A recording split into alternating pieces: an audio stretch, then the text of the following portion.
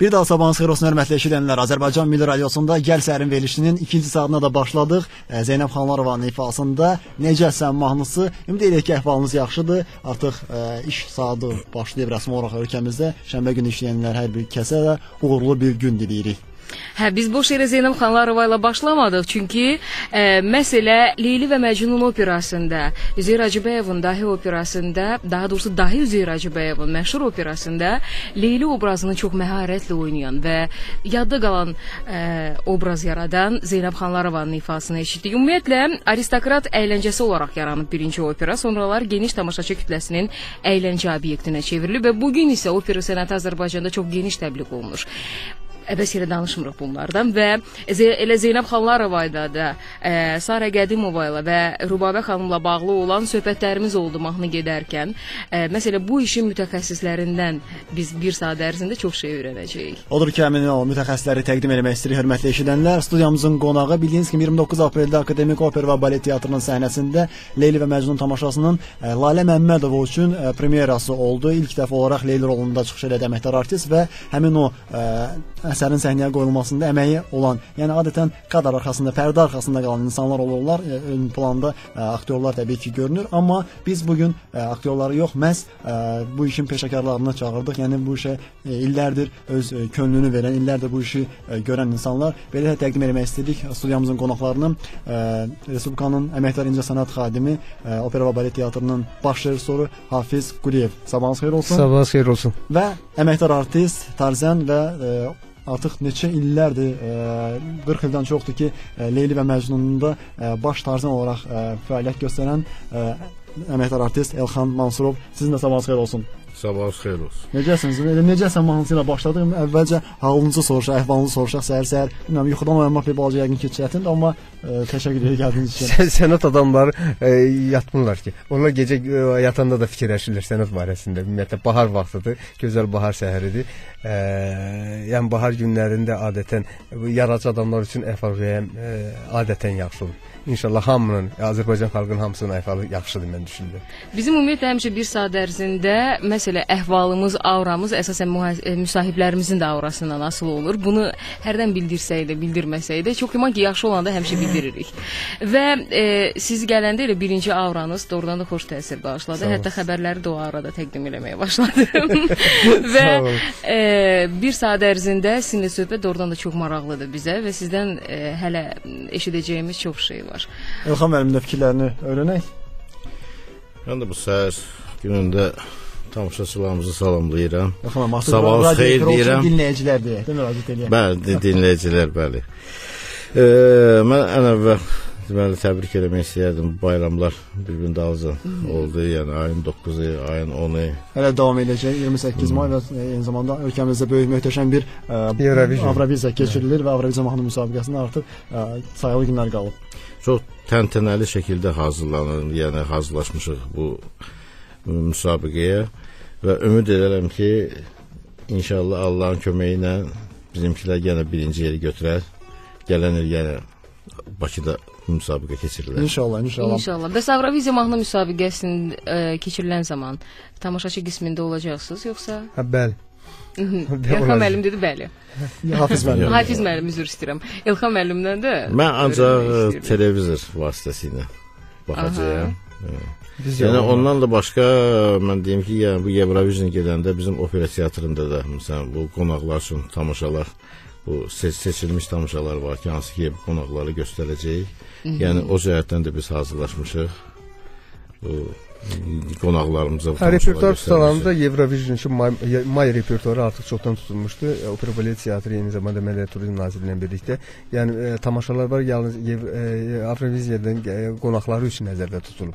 Yəni həm Azərbaycan milli opera və baletləri, eyni zamanda klassik opera baletləri. Yəni Azərbaycan mədəniyyət nümunələri xarici tamaşalara təqdim olunur. Bəli. Və bir şey qeyd etmək istəyirəm. Məsələn, uzaqda yaşayan dostlarımız, tanışlarımız var ki, hansı ki birinci dəfə Azərbaycana gəlir turist kimi və Avroviziya mahnı müsabiqəsində tamaşaçı qismində çıxış etmək istəyənlər, istər San Diego'dan olsun, istər Fransadan gələn insanlar olsun, onlar gələndə, məsələn İtaliyadan da əminəm ki, gələndə bir şey düşünəcəklər ki, operanın vətəni İtaliya olub və bir söz deyirlər ki, biz Azərbaycanı belə, Bakını belə təsəvvür elə bilmirdik. Hər addım başı teatrlar, opera, incəsənət o qədər geniş inkişaf edib ki.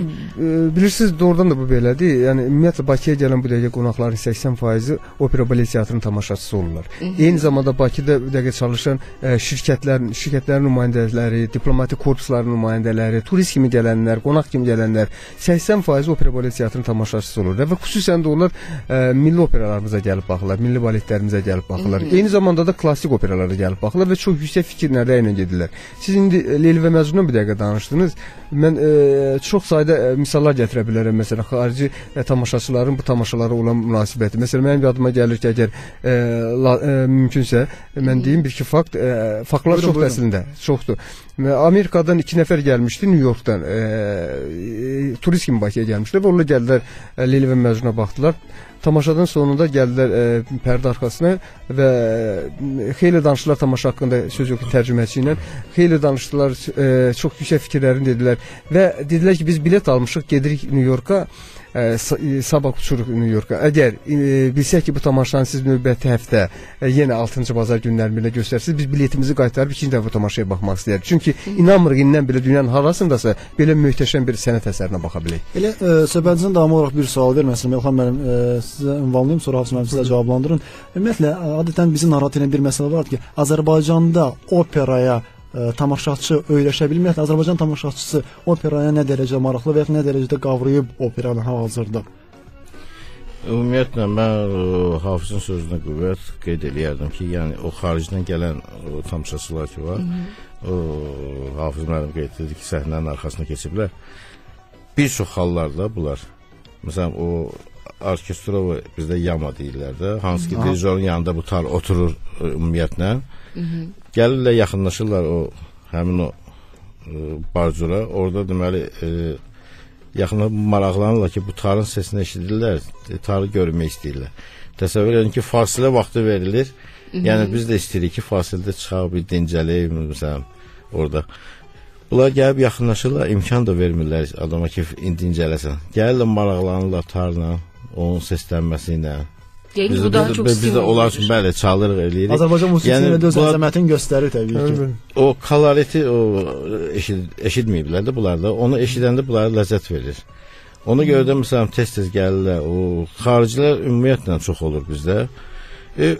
Teatrın öz tamaşaçıları da olur. Yəni teatra gələn adamlar teatrı sevən adamlar olur. Yəni teatrı sevməyən adam teatra gəlmir. Mən məsələn 42 ildir məsələn operada işləyirəm. Mən həmişə görmüşəm ki, orada təsəvvür edin, mən ümumiyyətlə ən çox çaldığım tamaşa Leyli Məcnun olub. Yəni bu 42 ildə 539 tamaşa mən çalmışam. Böyük göstəricidir həqiqətən. Siz təsəvvür edin ki, mən orada düzələn vaxtdan həmişə qeydiyyatlarımı aparmışam ki, məsələn hansı tamaşanın neçə dəfə mən çalmışam. Leyli Məcnunun canlı tarixi sezonunda sizdən çox şey öyrənmək olar. O vaxtlarda nə hadisələr baş verib, aradakı qalmaqallar filan. Biz ümumiyyətlə, yəni ki, bu teatr aləmində çox şeylər baş verir. Yəni hər bir sahədə var bu. Bəli, yox, hər bir sahədə mən deməzdim. Yəni çünki incəsənət aləmində bu olan bu hadisələr, yəni obrisi aləmdə olan hadisələrlə uyğunlaşdırmaq olmaz.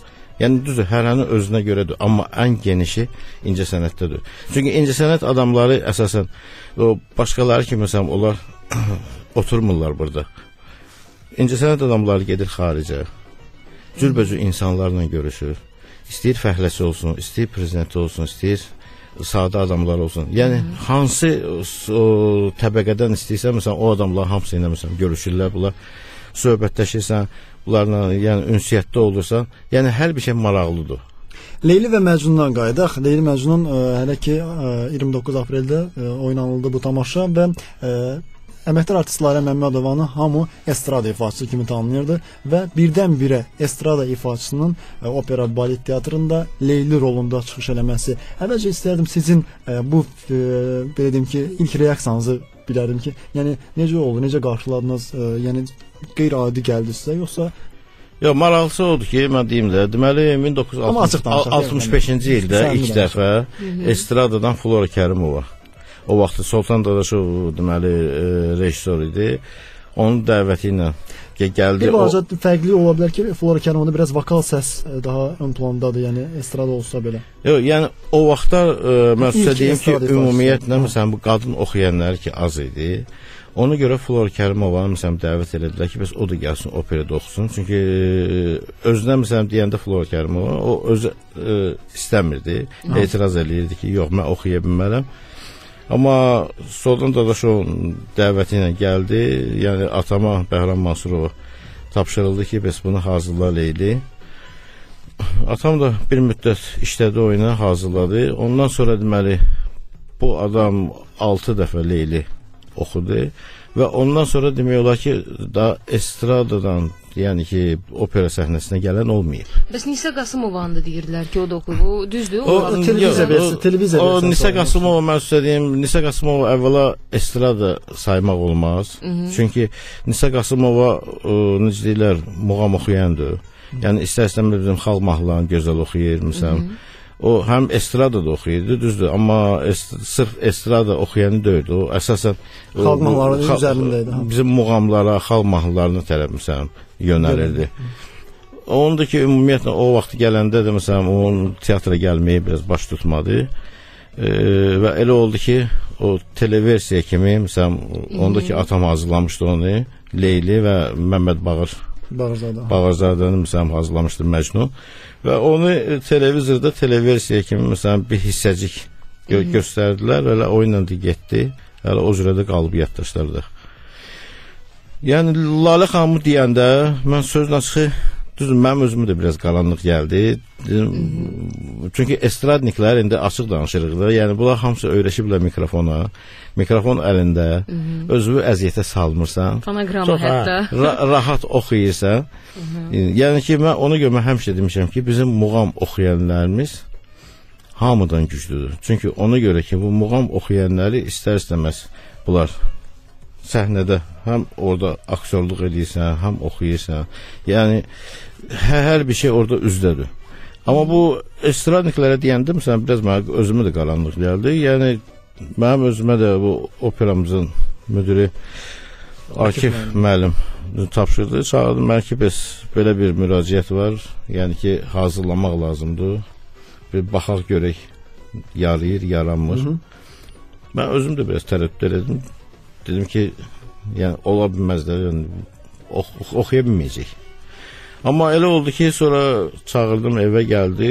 Mən bu adamı yoxlayanda hiss elədim ki, deməli bunun bir çox o ses potensialı var ki, hansı ki oturub bunun sinəsində onu buraxmaq lazımdır, açmaq lazımdır. Çünki yəni ki, bu adam özü də onu hiss eləmir. Amma mən qıraqdan onu necə bir peşəkar sənətdə olan bir insan kimi gördüm ki, var. Dedim ona ki, Laləyə ki, dedim, Lalə xanım, sən tələsmək ilə ora prosmotora getməyə. Gəl səninlə biz məşğul olaq. Və mən o ilə hardasa bir neçə günlər məşq elədim və o sesi ondan yavaş-yavaş dartıb çıxardırdım. Dartıb çıxardanda da yaxşıdır ki, özü də hiss elədi ki, həqiqətən də nəsə var. Özü də sonra, necə deyirlər, ora güc qoydu. Yəni o səsi mən ondan dartıb çıxartdım. Və getdik biz birinci necə deyirlər, yoxlamaya.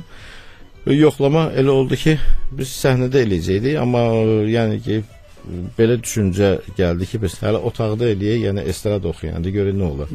Amma otaqda da eləyəndə, yəni ki, orada bir qatar çaldım, onun üçün oxudu. Yəni orada oturan necə deyirlər, dinləyənlər Toma xanım idi, bizim baş dirijorumuz Cavanşir Cəfərov, sonra Akif müəllim özü. Gördü ki, həqiqətən də desən nəsə var qabıda. Ondan sonra Akif müəllim dedi ki, gəl səhnədə də qulaqsaq. Yoxsa bu hala otaqda belə səslənir. Və ikinci bir baxışa onu hazırladım və ikinci baxışda səhnədə, yəni orada da oxuyanda göründü ki, həqiqətən də bu insanda ses var. Yəni ki, o zalda oturan ən axırıncı partiyada oturan məsələn tamaşaçı istər-istəməz onu eşidəcək. Deməli bunu buraxmaq olar tamaşaya. Bəs Hafiz müəllimdən bir şey soruşmaq istəyirdim. Rejissorluq tərəfindən, aktrisalıq tərəfindən üzr istəyirəm, qiymətləndirəndə, aktyorluq müəllim sonra çatdım hadi. Yox, davam edəcək çünki telefon bağlantımız olacaq ona görə. Əslinə baxanda bilirsiniz, hər bir kəsin arzusudur. Ya özünə hörmət edən hər bir müğənninin, xanəndənin, istər bu xanım olsun, istəyir bu kişi müğənnisi olsun, bunlar çox istəyirlər ki, əlbəttə ki, Üzeyir Hacıbəyovun hər hansı bir əsərində oynasın, xüsusən Leyli və Məcnun əsərində. Böyük prestijdir. Prestijdən çox əslində baxanda bilirsiniz, Üzeyir Hacıbəyov Leyli və Məcnun əsərini yazmaqla şərqdə və ya müsəlman şərqində yaxud və Azərbaycanda da, Qafqaziyada ilk operanın əsasını qoymaqla bahəm də bunun funksiyası bununla bitmir. Söz yox ki, bu bir məktəblə yaratdı. Yəni hər Leyli və Məcnun əsərində 7 əsas muğam hamısı var. Əslində baxanda bütün klassik muğamın hamısını orada qoyub və bir yaxşı ramka çəkib ora ki, hər kəs özünə güvənən varsa gəlsin oxusun görün. Yəni dünya durduqca, bu opera yaşadıqca Azərbaycanda o 7 əsas muğamın hamısı orada formada qalacaqdır.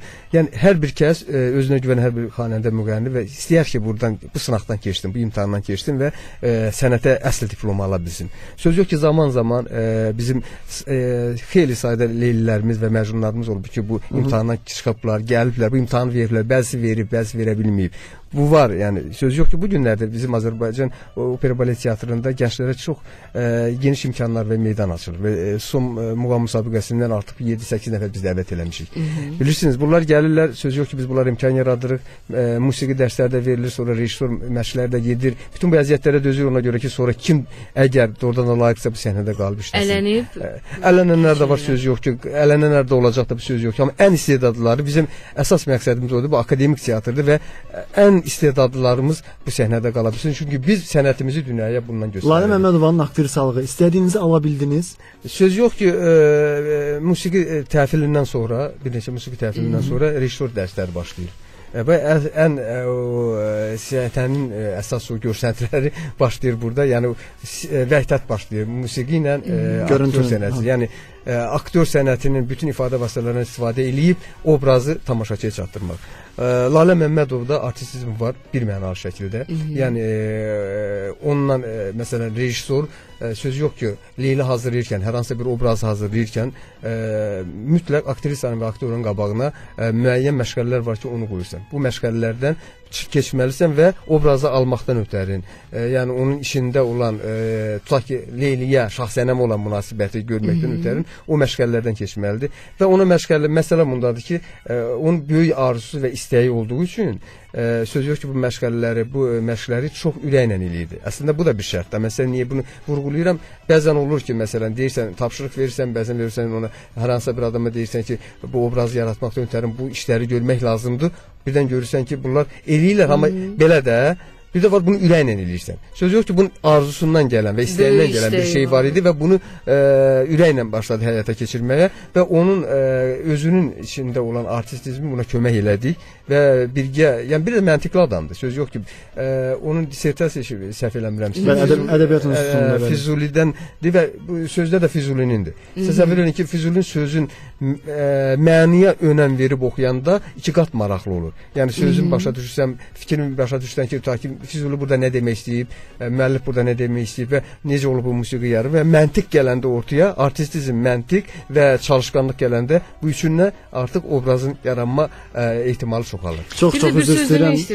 Nigar Lalə xanım bayaqdan xəttə gözləyir. Ona görə də xəttə gözlətmə. Hörmətli Nəcəl hazırda telefon xəttində Respublikanın əməkdar artisti Rəşid Behtovanın mahnı teatrının solisti, eyni zamanda artıq akademik opera və balet teatrında Leyli rolunu ifa edən Lalə Məmmədovadır. Sabahınız xeyir olsun. Sabahınız xeyir Lalə xanım. Hər vaxtınız xeyir, hər vaxtınız xeyir. Necəsiz? Çox sağ olun, mən çox yaxşı hiss edirəm özümü, çünki radionu açdığımda mənə əziz olan insanların səslərini eşitdim. Bəli, Lalə xanım, orada təbrik eləmək şansımız belə deyil də. Operadan sonra yorğun olduğumuzu nəzərə aldıq. Daha sonra həyəcanlı olduğumuzu nəzərə aldıq.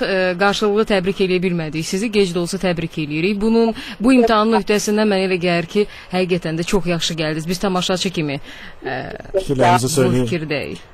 Çox sağ olun. Ümumiyyətlə, əldə olunan bir uğurun arxasında mütləqdir ki, böyük bir komanda durur. Bugünkü günə əgər bu uğur əldə olunursa, inanın ki, burada sadəcə göz önündə olan mənəm.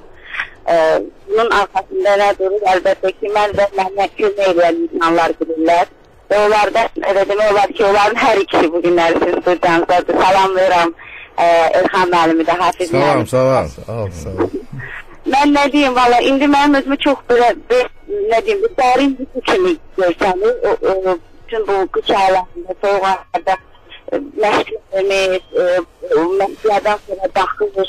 İnanın, həyəcanlarım indi bir yuxu kimi görsənir. Amma deməyin ki, insanın böyük istəyi olanı, böyük arzusu olanı, insan da oradan da hər bir çətinliyə seni verməyə hazır olur.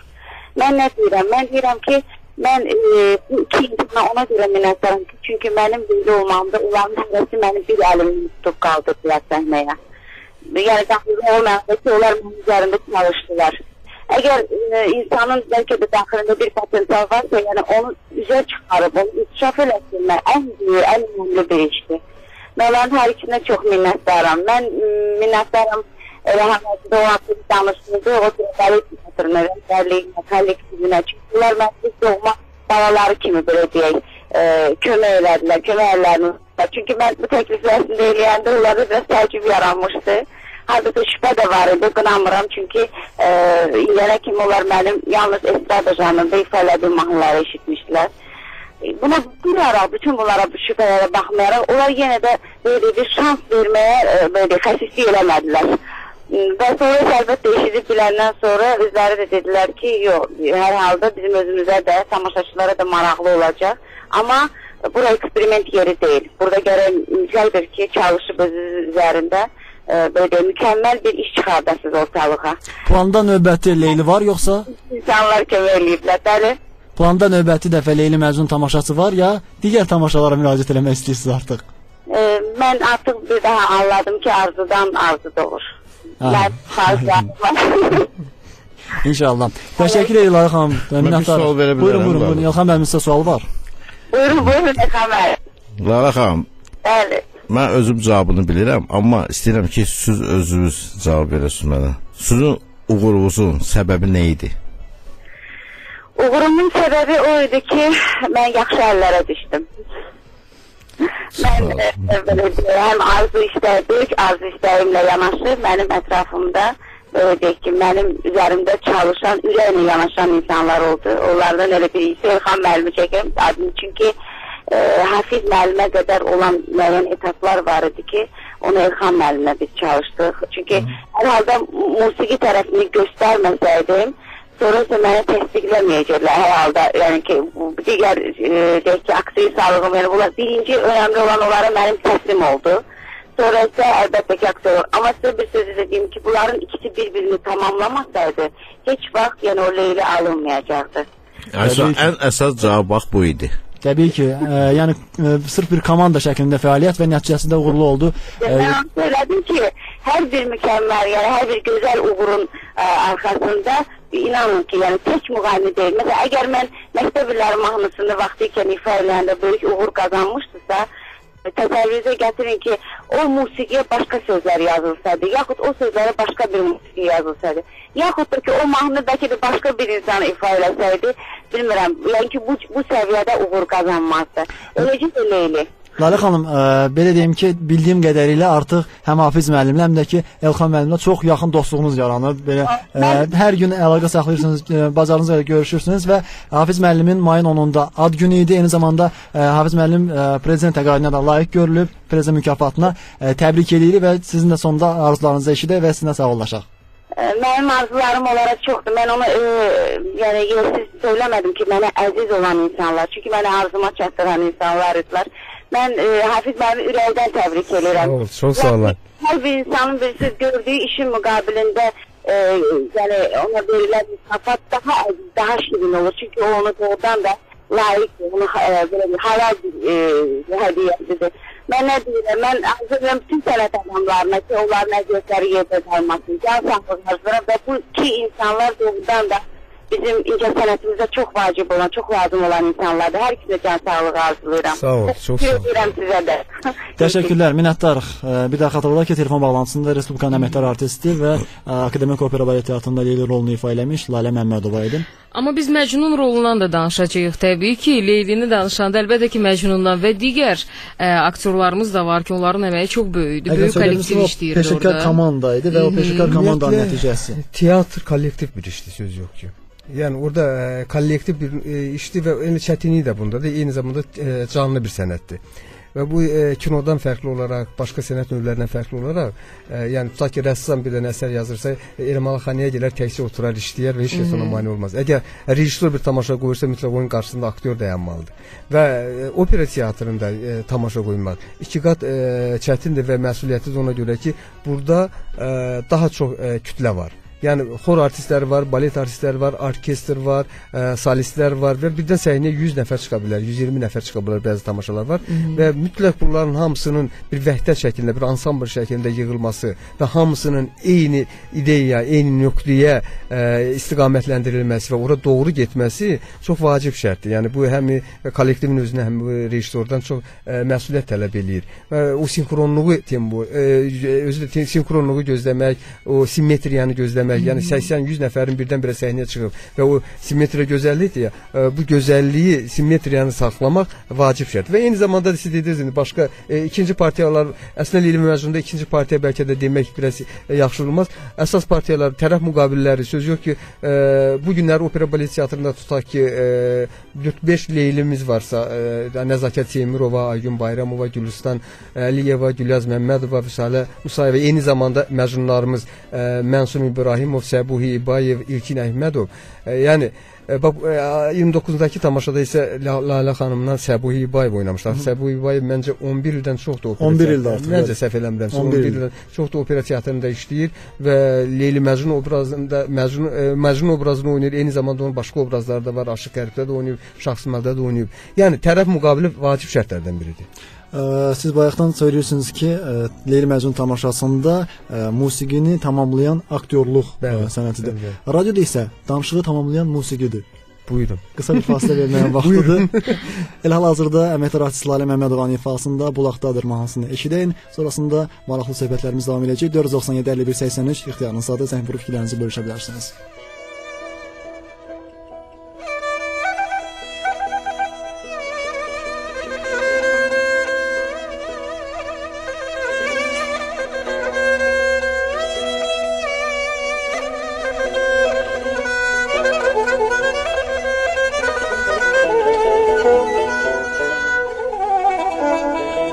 Bizim kimi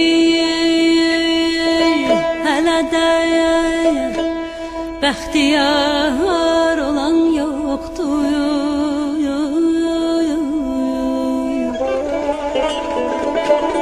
Gözəl zamanəmiz, gözəl rüzgarımız vardır. Ay da da da, ay canım.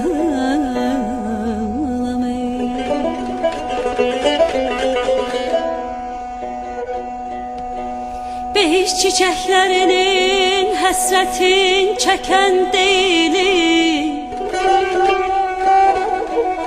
Yar, can,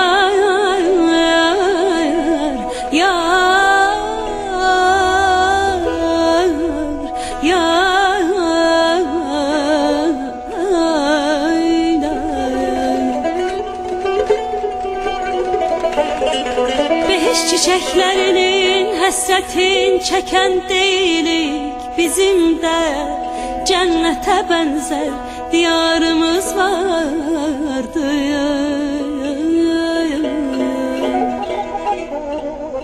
Bu sevgi aləmidir.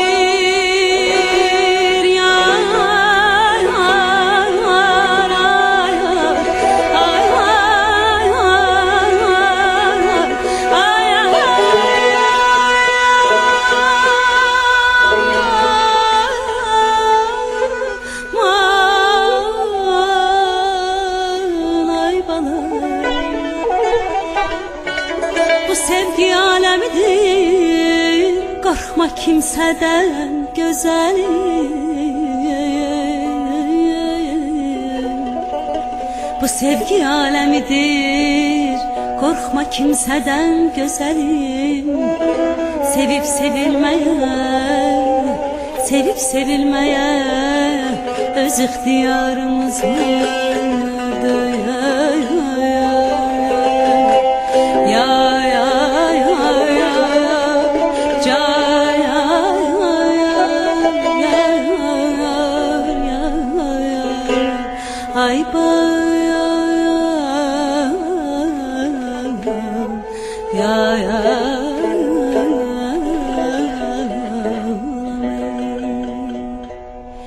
Getdim gördüm bulaqdadır, bulaqdadır, bulaqdadır.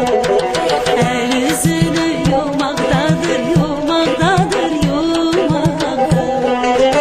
Uşaqlar yanaqdadır, yanaqdadır. Qızıl üzük barmaqdadır, barmaqdadır. Uşaqlar yanaqdadır, yanaqdadır. Qızıl üzük barmaqdadır, barmaqdadır. Bir belə canlar olmaz, olmaz, olmaz.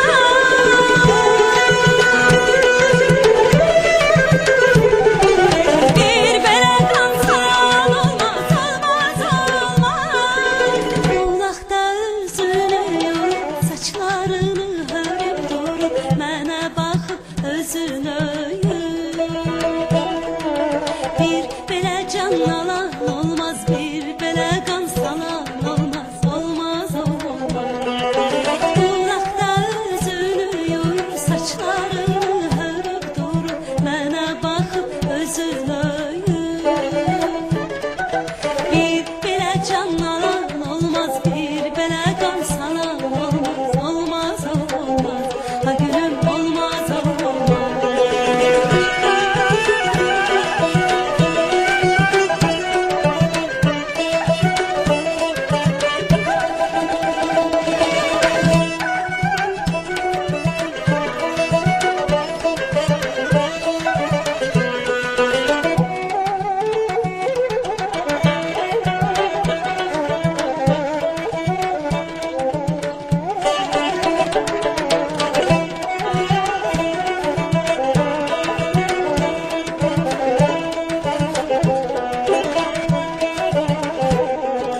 Bu bulağın daşı qara, daşı qara, daşı qara. Ürəyimin başı yara, başı yara, başı yara. Olmaz belə daşı qara, gözü qara. Olmaz belə saçı qara, gözü qara. Olmaz belə daşı qara, gözü qara.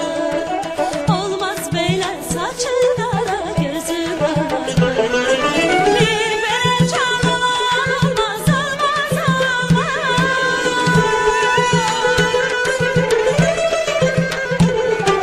Bir belə qan salan olmaz, olmaz, olmaz. Bulaqda üzünü yorub, saçlarını hörüb durub, mənə baxıb özünü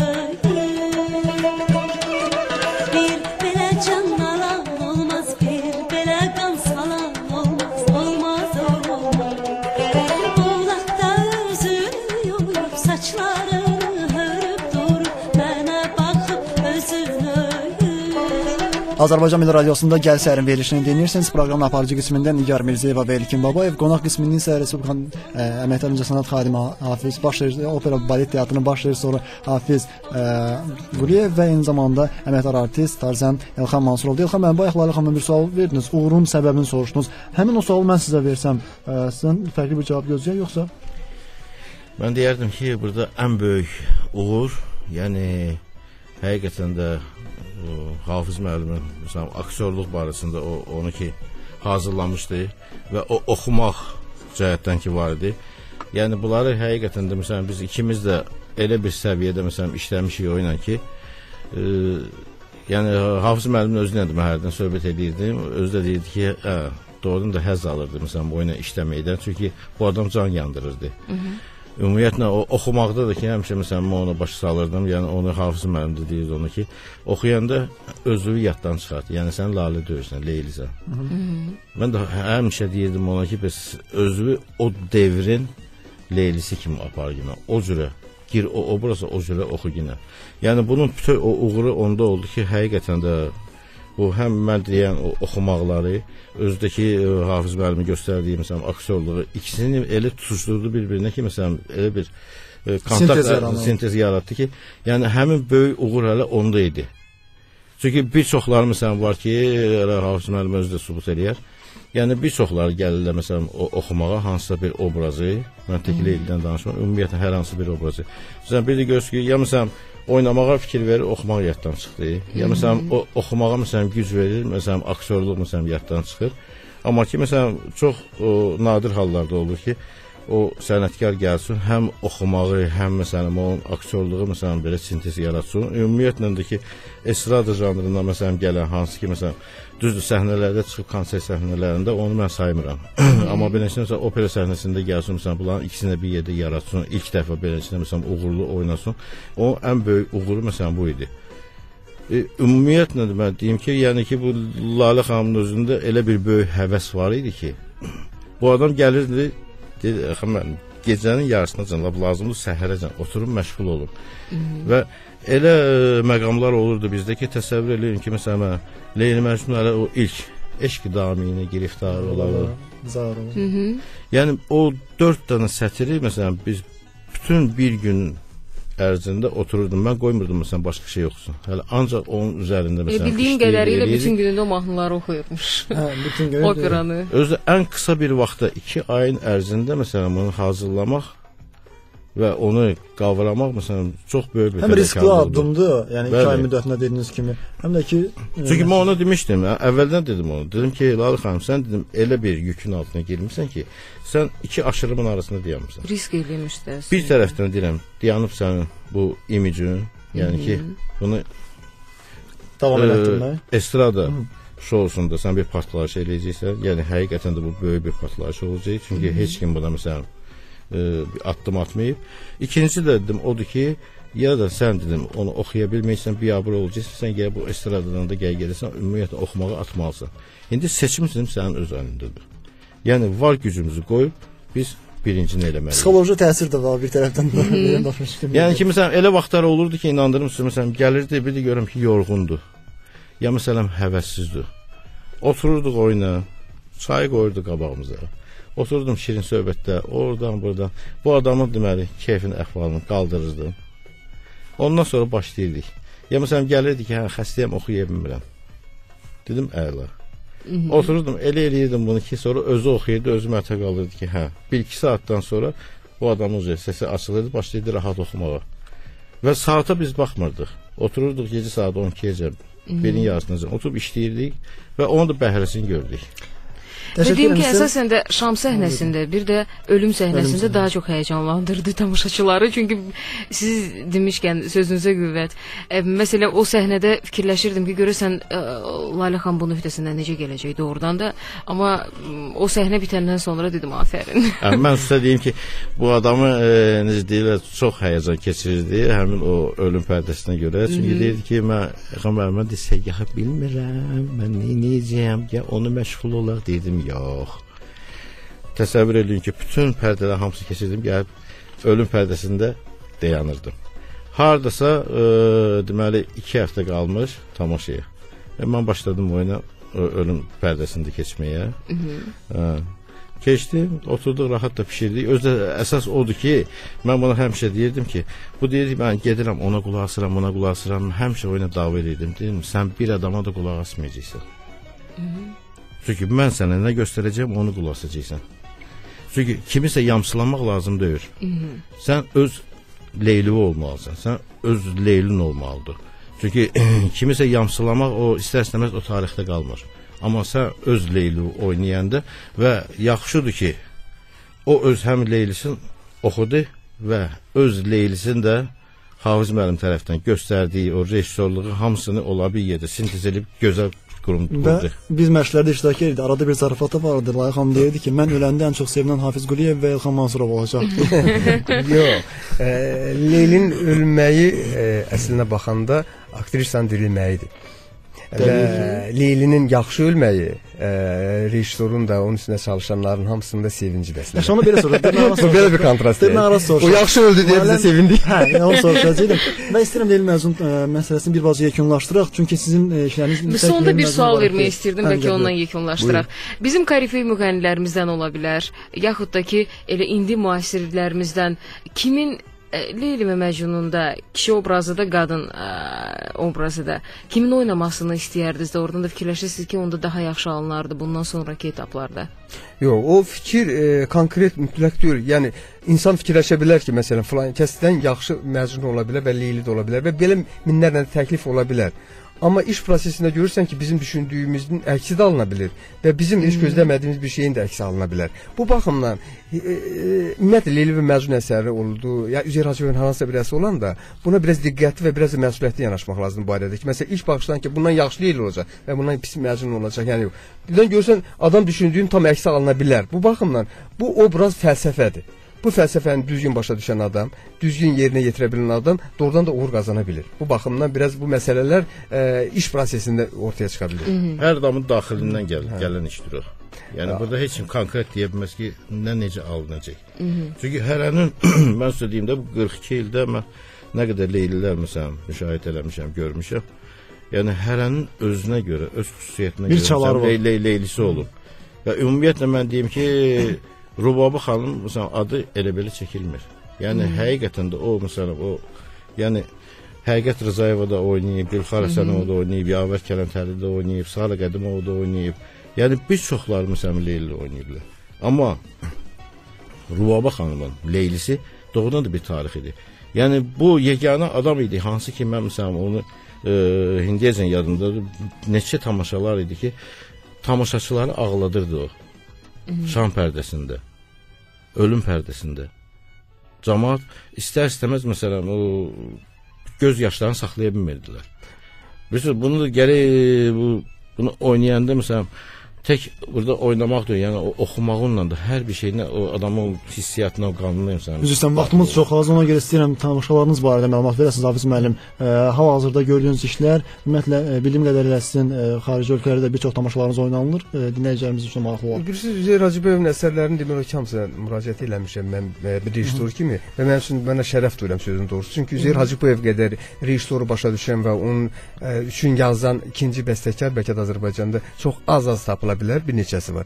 Və mən Üzeyir Hacıyevin əsərlərin dünyanın 5-6 ölkəsində demək olar qoyuram. Məsələn, Aşımallan əsərini Türkiyədə Allahın köməyi 2 dəfə qoymuşam. Belarusiyada, Moskvada, hətta Çində, Çin aktyorları ilə Çin dilində bu əsərdə qoymuşam. Və çox məsələn nədir və o tamaşaçıların və o aktyorların bu əsərə olan münasibətində görmüşəm ki, Üzeyir Hacıyev də orada dünyavi bir bəstəkardır. Onun əsərləri və onun musiqisi dünyanın hər yerində sevilir. Və bu gün Leyli Məcnun çox danışıq əslinə baxanda Leyli Məcnun ona görə sevilir ki, əslində bunun sirri Üzeyir Hacıyevdən Füzuliyə gedir və bir də əlbəttə Allah Taala'nın Azərbaycan xalqına verdiyi ruhdan gedir söhbət. Onu ən yaxşı ifa eləyib çatdıran tamaşaçıya o əslində xoşbəxt sənətçidir.